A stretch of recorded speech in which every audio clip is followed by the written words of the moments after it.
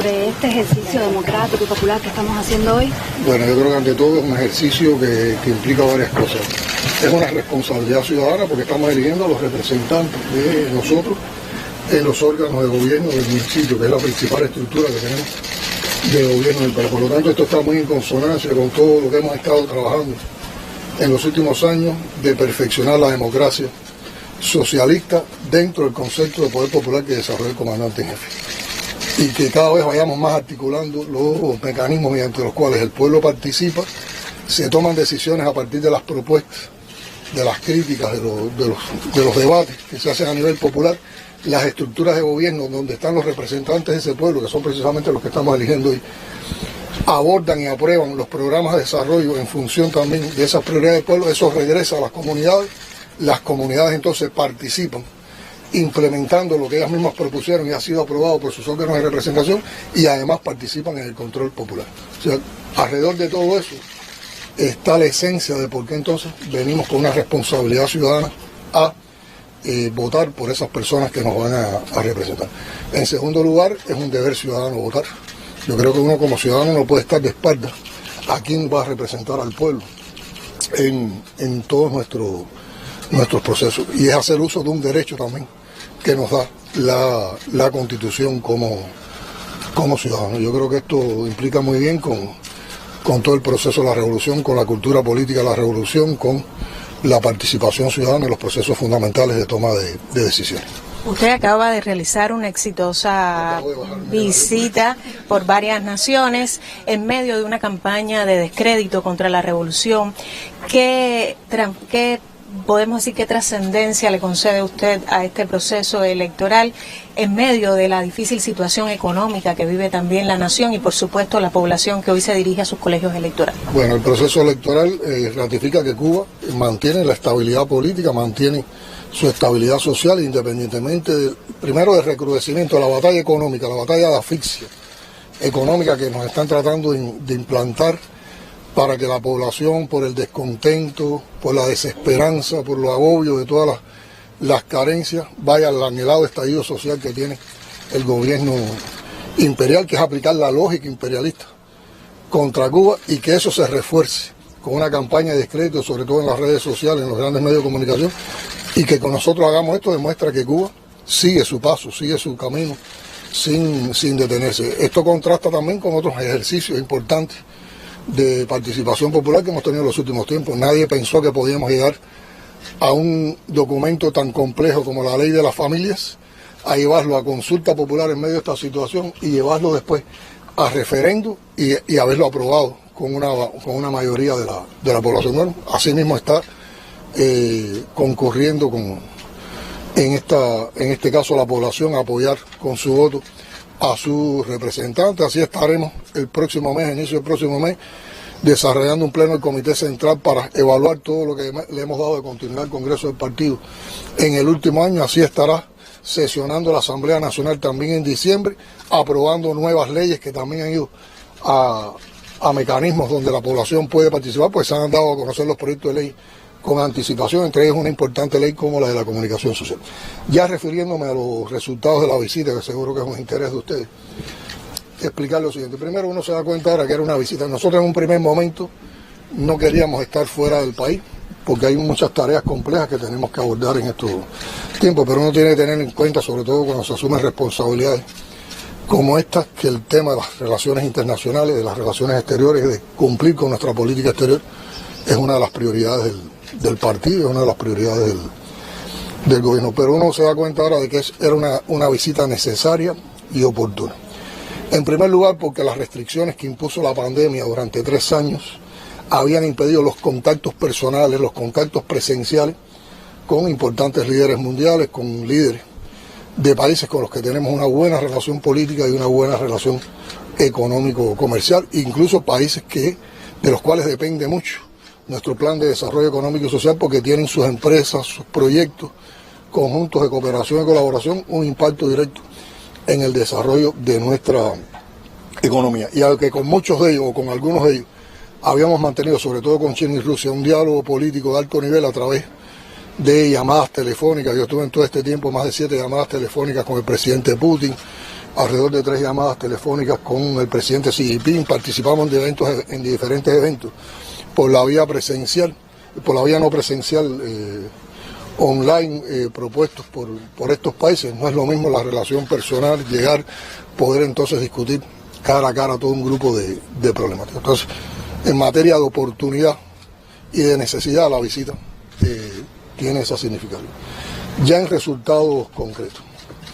Primero, encontramos un alto reconocimiento, una alta sensibilidad con los problemas que enfrenta Cuba como parte del recrudecimiento del bloqueo y después la coincidencia de esto con la pandemia y con todas las complejidades que están implícitas también en toda esta estructura de estrategia imperial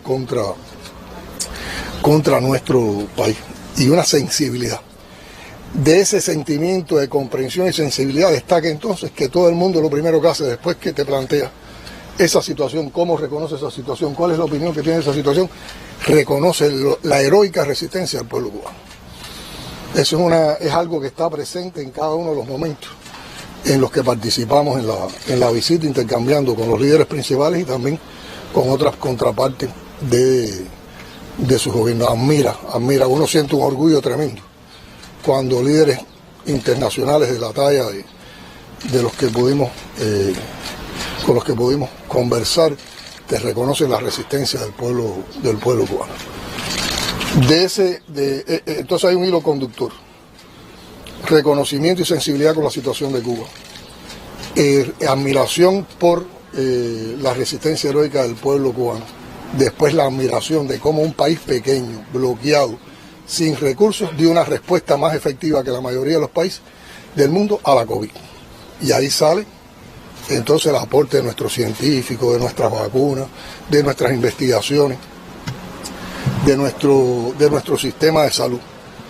Y este es un criterio que entonces uno lo ve reflejado después en las conversaciones cuando vamos a tratar proyectos comerciales e intercambio comercial, donde en todos los países, además de reconocer esto, todos proponen estrechar el intercambio, la cooperación y desarrollar proyectos fundamentales con la industria biofarmacéutica y en proyectos también de salud. Y después de estos 3 reconocimientos por las partes visitadas, entonces está la disposición de todos sin excepción de continuar avanzando en la cooperación con Cuba, en el intercambio con Cuba, de seguir elevando las relaciones políticas que ya son excelentes con los 4 países visitados, y entonces elevar la cooperación económico, comercial y financiera. O sea, yo creo que esos son 4 resultados concretos que se derivan de esta visita.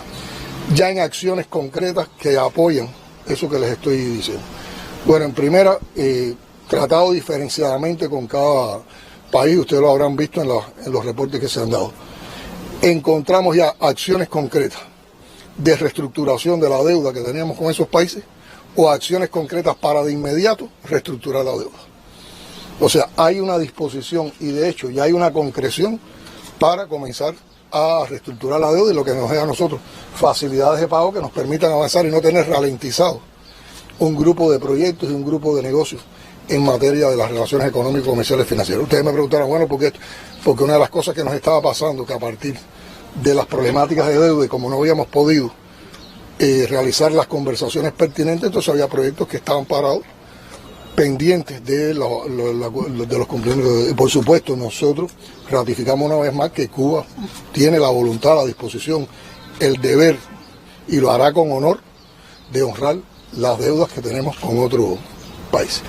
Y a partir de eso, entonces está el otro hecho concreto. Una cantidad de proyectos que estaban parados, ralentizados, se les vuelve a dar continuidad. Otros proyectos se amplían, otros proyectos se renuevan, y muchos nuevos proyectos de cooperación, de intercambio comercial o negocio, que van sobre todo orientados a los temas fundamentales que nos hace falta desarrollar en el país. Tema energético, en 2 direcciones fundamentales: suministros de combustible con estabilidad, y por otra parte un grupo de proyectos que nos ayuden primero a lograr una mejor situación en las plantas que tenemos en Cuba, pero también a desarrollar con otras tecnologías y sobre todo con las fuentes renovables de energía. Hay varios proyectos, hay varias compañías interesadas, hay proyectos de gobierno y hay disposición para hacerlo, y de hecho hay algunos ya concretos que se dieron a conocer, como la donación por Argelia de una planta fotovoltaica para La Habana. Producción de alimentos. Ahí hay una variedad también de proyectos, desde suministros de alimentos hasta proyectos de desarrollo a partir de tecnologías que tienen esos países de producción de alimentos conjunta en Cuba para que haya mejor abastecimiento a nuestra población. Un grupo de proyectos en el turismo, un grupo de proyectos en biotecnología y salud pública tratados con mucho énfasis. Por ejemplo, hay empresas extranjeras que dicen: nosotros tenemos mercado, nosotros tenemos industria, pero ustedes tienen los científicos y los productos que podemos desarrollar de conjunto. Hay un reconocimiento altísimo a ese desarrollo de nuestra revolución, que tuvo que ver mucho, siempre lo digo, con la capacidad visionaria de Fidel, en medio del periodo especial, desarrollar la ciencia y la innovación en nuestro país. Hay proyectos en el orden de la industria manufacturera, de participación en el comercio interior a partir de lo que hemos aprobado de la posible participación de inversión extranjera en el comercio interior, tanto mayorista como minorista, y hay mucho interés en un grupo de empresas. Hay proyectos en el transporte, en la industria y en el intercambio de educación superior, de cultura y en el intercambio deportivo. O sea que ya tener acciones concretas, hay documentos firmados en varios países, hay restablecimiento de los mecanismos de seguimiento a la agenda económica bilateral con ambos países, en unos por comisión intergubernamental, en otros por consejos ministeriales que se reafirman ahora, se ratifican y ya de inmediato tienen fecha las próximas secciones. Por lo tanto, en esas próximas secciones, lo que ahora ya no quedó concretado y quedó en idea, se concreta en esos